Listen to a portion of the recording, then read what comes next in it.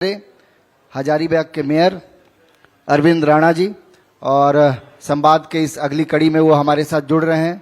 बातचीत हो रही है, संवाद हो रहा है झारखंड के बारे में, हजारीबाग के बारे में। बहुत शुक्रिया आपका। मेरे दोनों सहयोगी मंच पर आ चुके हैं और अब इंटरव्यू के इस सिलसिला को आगे बढ़ाया जाए। बेहद शुक्रिया दीपक।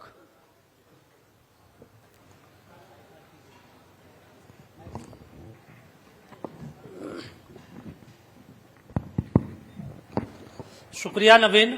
और नक्षत्र संवाद का जो कार्यक्रम है, हम लोग लगातार इसको आगे बढ़ा रहे हैं, इस कारवा को आगे बढ़ा रहे हैं और समझने का प्रयास कर रहे हैं कि झारखंड में हजारीबाग कहाँ पीछे रह गया और हजारीबाग कहाँ पीछे रहा है। इस सवालों के बीच हम ये भी तलाशने की कोशिश कर रहे हैं कि इसका समाधान क्या है। इसी कड़ी में हमारे साथ जो हजारीबाग के मेयर हैं, निर्दलीय इस बार चुनाव जीत कर आए हैं और हम लोग जिस पेशे से आते हैं उसी पेशे से ये जुड़े रहे, लोकतंत्र के चौथे स्तंभ के रूप में ये सवाल जब आप करते रहे सरकार से और जनप्रतिनिधियों से, तो आज सवाल का जवाब भी यही देंगे कि आखिर हजारीबाग को मौजूदा समय में आप कहां देखते हैं और जब आप पत्रकारिता के पेशे में थे उस समय किस नजरिए से देखते थे?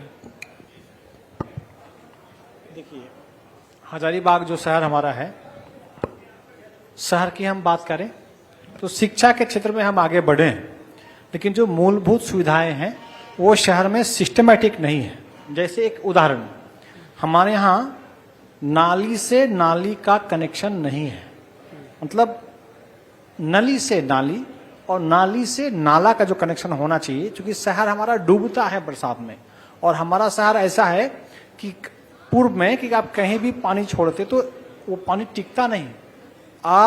निर्णय के कारण ये समस्या हुई है। इसलिए हम विकास की बात करेंगे तो शहर में कोई मास्टर प्लान नहीं है, कोई योजना नहीं है और उसका खामियाजा निगम, शहर और यहाँ के लोग भुगत रहे हैं। अब तो आप उस कुर्सी पे बैठे हैं कि चीजें बदल सकती है, विकास की नई लकीर खींची जा सकती है।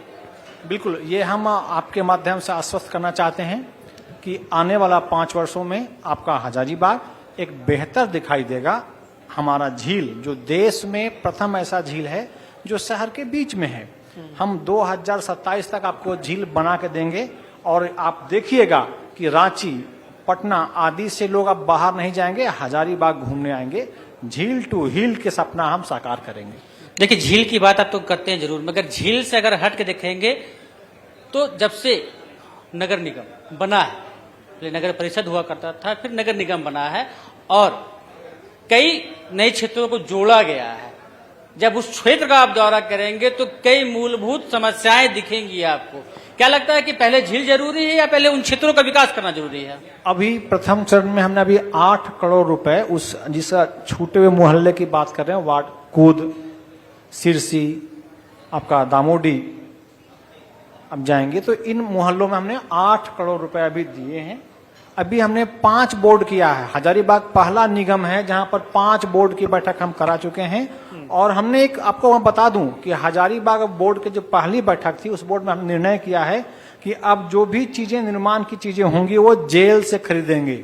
मतलब पारदर्शी और भ्रष्टाचार मुक्त बनाने के लिए निगम ने जो पहला कदम उठाया है वह है कि अगर मुझे पोडियम खरीदना है, कुदाल खरीदना है या कोई भी सामान, डस्टबिन लेना है, तब हम जेल से लेंगे।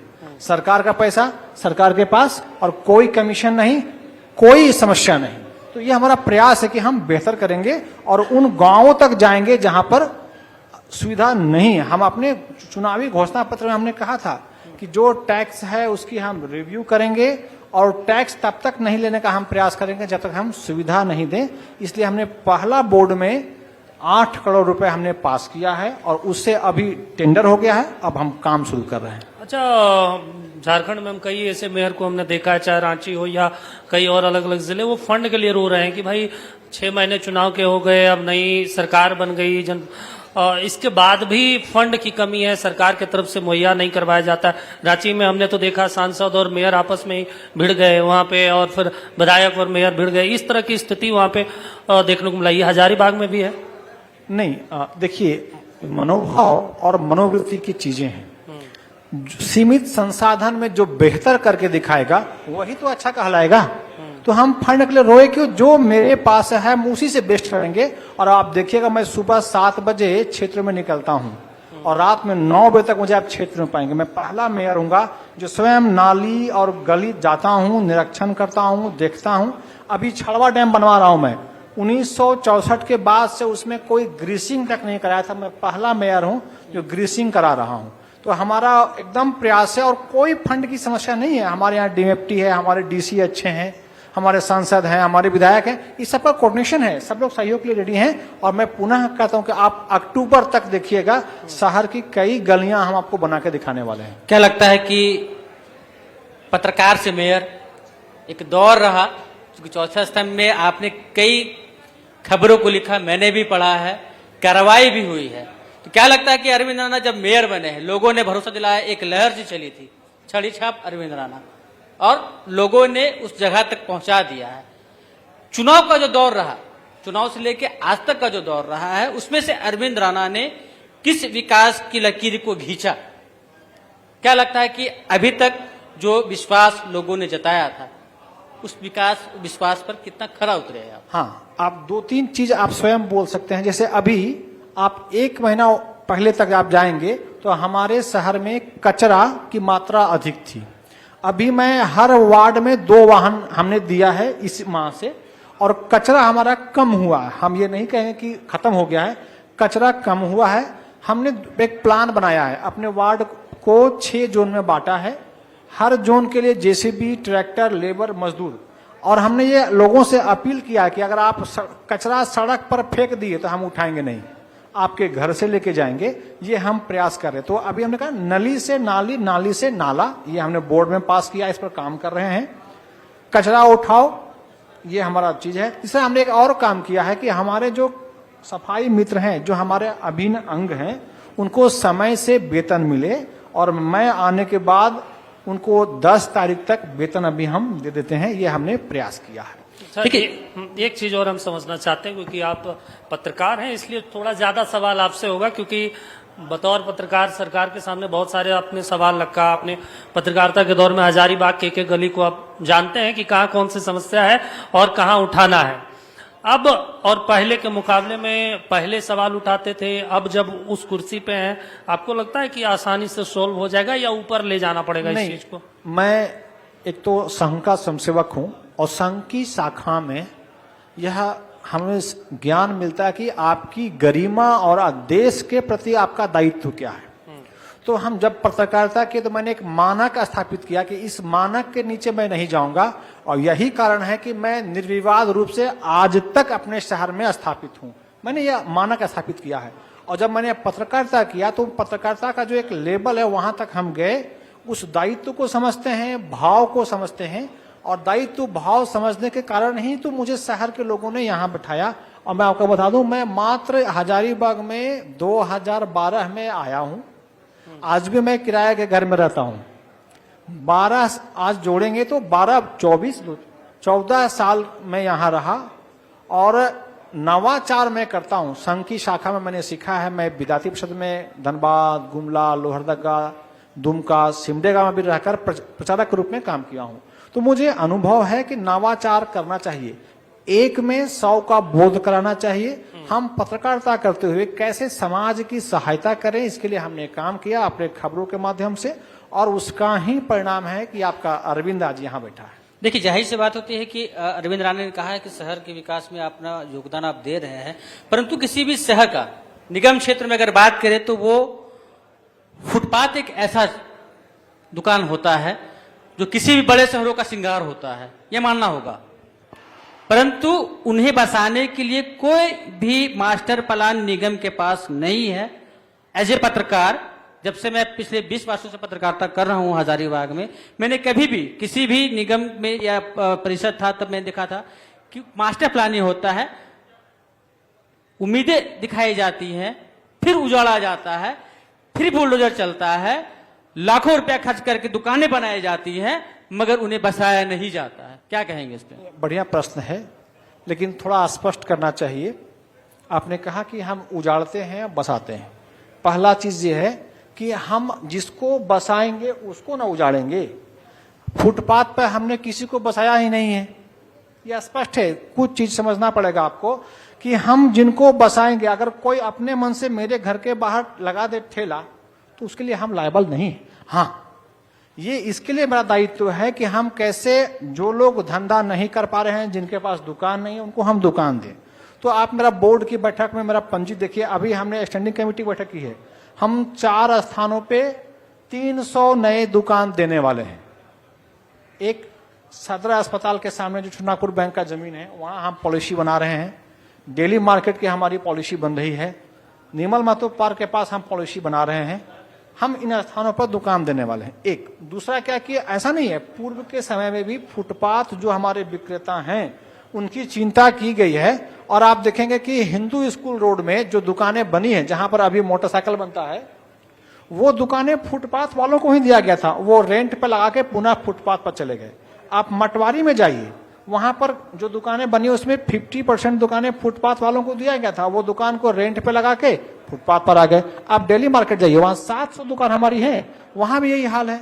क्योंकि हम 2023 तक डेली मार्केट में एक दुकान का भाड़ा एक माह का 132 रुपया था। आप सोचिए कि 132 रुपया हम ले रहे थे, वो फुटपाथ वाले थे, और वही फुटपाथ वाले उसको 5000 रुपया भाड़ा लगा दिए।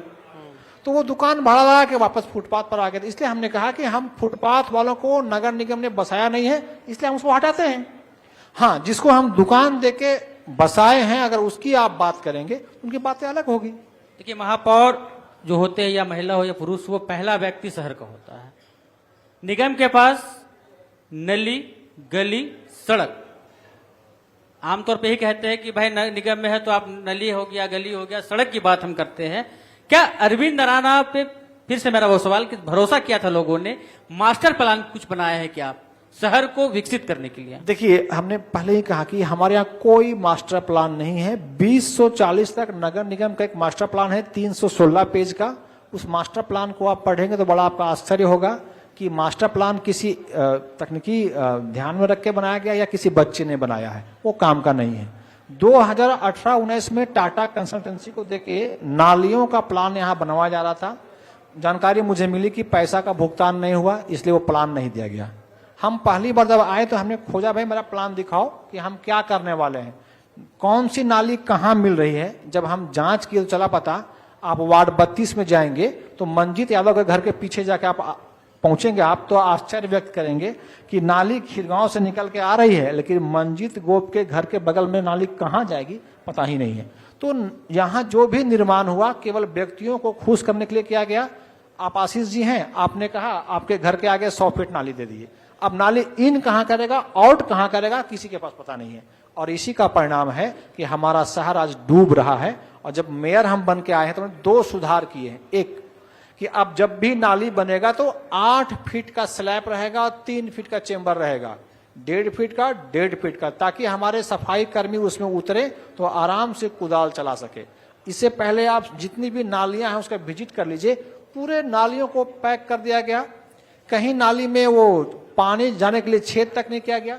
तो हमारे अभियंता थे, हमारे ऑफिसर्स थे, वो क्या बनवा रहे थे, यह आश्चर्य का विषय है। लेकिन आपका अरविंद आया है और अरविंद हर एक गली, एक नली को देख रहा है। आप मुझसे पूछिए, मैं बताऊंगा कौन नली कहाँ मिल रहा है। हमारा प्रयास है कि आपने जो विश्वास मुझ पर किया है, आपका अरविंद उसे पूरा करेगा, यह 100% मेरा गारंटी है।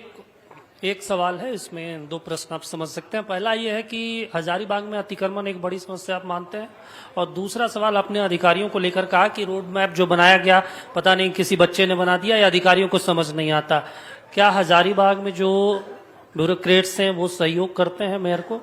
अभी हमारी एक अच्छी टीम है, हम एक अच्छी टीम को लेकर लीड कर रहे हैं। अभी मैं लौट के आ रहा हूँ SIR से, आपके यहाँ हमने समय दिया था, समय हम फिल किए। अभी हम शिवपुरी में थे, हमारे नगर आयुक्त, अपर आयुक्त, हमारा सहायक आयुक्त, मैं स्वयं, हमारे जेई, सब लोग को काम बांट के काम करवा रहे हैं। हमारे DC, हमारी एक अच्छी टीम अभी काम कर रही है। इसलिए हमने कहा कि 2027 तक आप देखेंगे तो शहर आपको बेहतर मिलेगा, अच्छा मिलेगा। मैं एक एग्जाम्पल देता हूं कि कैसे गड़बड़ियां होती है। रात में हमारा 2 टीम निकलती है, कुल 52 मजदूर निकलते हैं और शहर के सभी मुख्य मार्गों की हम रात में सफाई करते हैं। आप देख सकते हैं, मैं स्वयं रहता हूं, लेकिन सुबह जब आप आएंगे तो शहर में कचरा पाएंगे। कारण ये है कि लोग सुबह वो दुकान खोलते हैं, घर के लोग निकलते हैं और कचरा रोड पर फेंकते हैं। हाँ। हम रात भर सफाई कर रहे हैं, अगर आप कचरा रोड पर ना फेंक के आप घर के बाहर रख देते पॉलिथीन में तो हम उसको उठा लेते, लेकिन आप शहर में कचरा फेंकते जाएंगे तो मेरा शहर कभी साफ नहीं होगा। तो हमारा यही प्रयास चल रहा है कि हम थोड़ा ठीक करें, और मैं खरगोश की तरह नहीं, कछुए की तरह चल रहा हूं, सने सने कदम बढ़ा रहा हूं, और एकदम विश्वास रखिए कि चीजें बदलेगी। आपने मेरे सवाल में था कि नली गली सड़क, नली की बात आपने कर दी है, थोड़ा सड़क पर रहमत करना होगा, क्योंकि अगर निगम कार्यालय से जब हम इंद्रपुरी चौक तक जाते हैं, इंद्रपुरी चौक से जब मेन रोड हम लोग जाते हैं, तो सड़कों की हालात क्या है वो किसी से छुपा नहीं है। टोटो पलट रहे हैं, लोग घायल हो रहे हैं, मामला फंसा एनएच और निगम के बीच। क्या लगता है कैसे सुधार होगा इसमें? हाँ, देखिए ये बहुत बड़ा विषय है और ये सबको जानना चाहिए। आपने अच्छा प्रश्न किया। शहर में जितनी भी काली सड़क है उसमें 5% सड़क को छोड़ के 95% सड़क हमारी नहीं है, और इसका परिणाम यह है कि अभी जुडको के माध्यम से शहर में पेयजल का वो हमको पाइप लगाना है, हम लगा नहीं पा रहे हैं। एसएच एनएच मुझे काटने तक नहीं दे रही है। अभी हमने 2 फैसला बोर्ड में लिया है कि हम जितनी सड़कें हैं उसको ट्रांसफर करेंगे आरसीडी को, और आरसीडी एग्जीक्यूटिव से हमने अभी बात करके, मैं कल ही लेटर देके आया हूं, आपका देवांगना चौक से हीराबाग चौक तक 7 मीटर चौड़ी कुल 36 फीट लंबी सड़क पास हो जाएगी, अभी टेंडर होने वाला है। आप सिंदूर होमगार्ड चौक से भाया कन्हरी होकर आप पीटीसी आइए, एक नई सड़क बनने वाली है। आप पैगोड़ा चौक से न्यू एरिया होकर लोसिंगना, वो सड़क हम बना रहे हैं आपका। हम अभी दक्षिणी शिवपुरी का जो सड़क है आप जाते होंगे, वो सड़क हमने टेंडर कर दिया है, वो बनने वाली है। अभी झील की समस्या हमने कहा है, इंदिरा गांधी के बगल से होकर हम झील नगर तक 2 लेन सड़क बना रहे हैं। हमने फाइल सीएम को विभाग के माध्यम से भिजवाया है, एक क्वेरी उसमें हुआ था, क्वेरी के बाद हमारा वो एक नया सड़क वहां भी होने वाला है। तो हमारा ये प्रयास है कि जो सड़कें हैं वो बने। आप देखें कि 1 सप्ताह पहले तक वहां सड़क में गड्ढा था। दिशा की बैठक में मैं स्वयं इस पर बहुत नाराज थे और हमने हंगामा भी किया था कि आप झूठ बोल रहे हैं, सड़क हमारी गड्ढा है। और रेलवे स्टेशन से लेकर आप पूरा इंद्रपुरी डिस्ट्रिक्ट मोड़ तक देखेंगे, अभी उसमें डाला है पीसीसी, रोड को ठीक किया है। आगामी 3 मंथ्स में पूरा शहर का जो मेन रोड है वो आपको बनेगा। 2 प्लान पर काम हो रहा है कि हम या तो मुख्य सड़क जो मेन रोड है उसको डबल लेन में तोड़ के चौड़ा कर दें, या फिर एक नया से बाईपास निकालें। तो एनएच से हमारी संवाद हो रही है, एक नया बाईपास हम या तो दे सकते हैं या फिर हम शहर को तोड़ के मेन रोड को चौड़ा करेंगे। ये सवाल मेयर से नहीं पत्रकार से है। क्या लगता है कि जो सड़कें बन रही हैं, अभी जो सड़क बनी थी वो बन गई, जो गड्ढे थे उसको सीमेंट से ढाला जा रहा है, ये प्रावधान है? देखिए तत्काल में अभी क्या कि बरसात आ गया है और हमने पहले ही कहा कि हमारे यहाँ जो पदाधिकारी हैं, अभियंता हैं, वो क्या देखें, क्या करवा रहे थे, या भगवान मालिक है। अब अरविंद आया है तो हर एक व्यक्ति को उसकी जवाबदेही मैं तय कर रहा हूं, और नुकसान होने पर उनसे उसकी जवाबदेही पूरी करवाने का भी जिम्मा मेरा है। मैंने कहा है, मैंने बोर्ड के बैठक में भी तय किया कि अगर हमारे एग्जीक्यूटिव अगर गलती करते हैं, अगर नाली पैक हो गया तो मैं अपने एग्जीक्यूटिव को नाली में घुसवा के साफ कराऊंगा। ये संदेश मैंने दिया है, क्योंकि अब चलेगा नहीं वो। झील की लगातार बात करते हैं, चूंकि झील में शुरुआत आपने किया था, झील में फिर हम आते हैं। झील की बात करते हैं, सौंदर्यीकरण की हम लोग बात करते हैं। पूर्व के जो भी मेयर रहे या अधिकारी रहे हैं, 2 करोड़ का मशीन मंगाया गया है झील की सफाई को लेकर।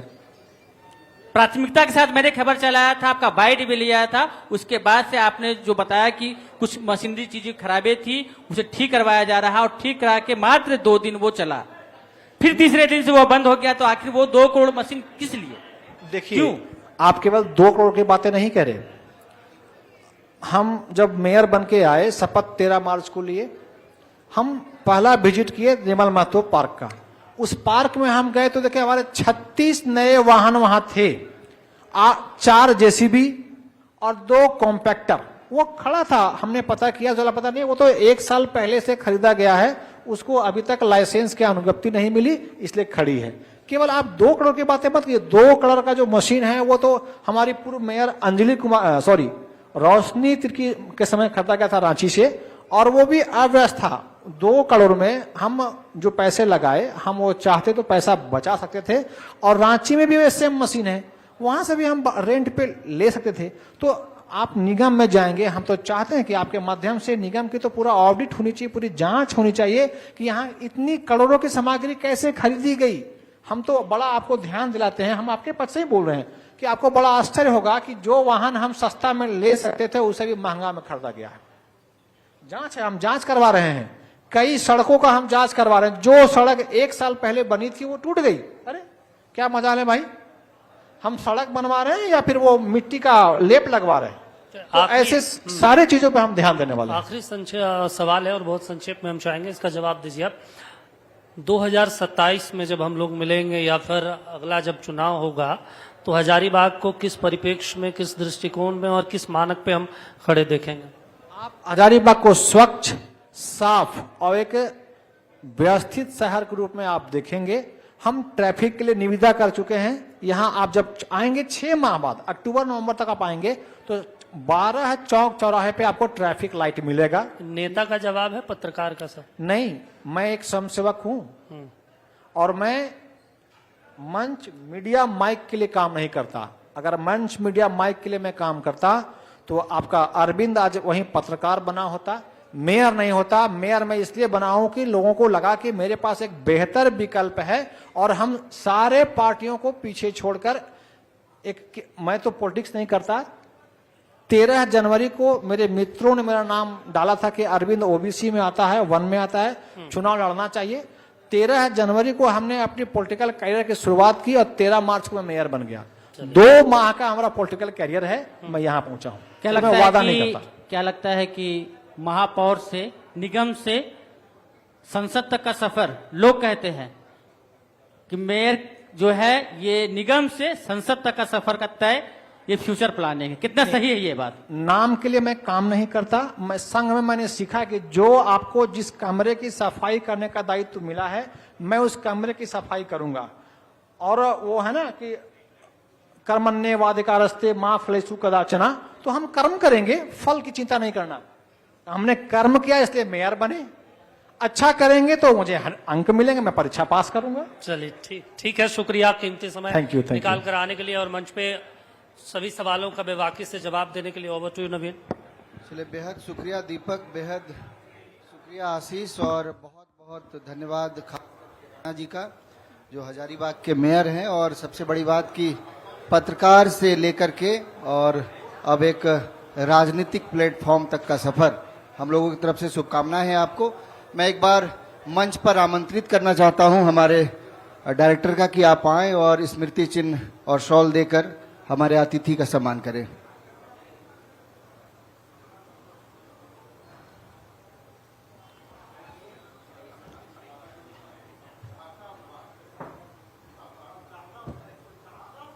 एक बार जोरदार तालियां हो जाए।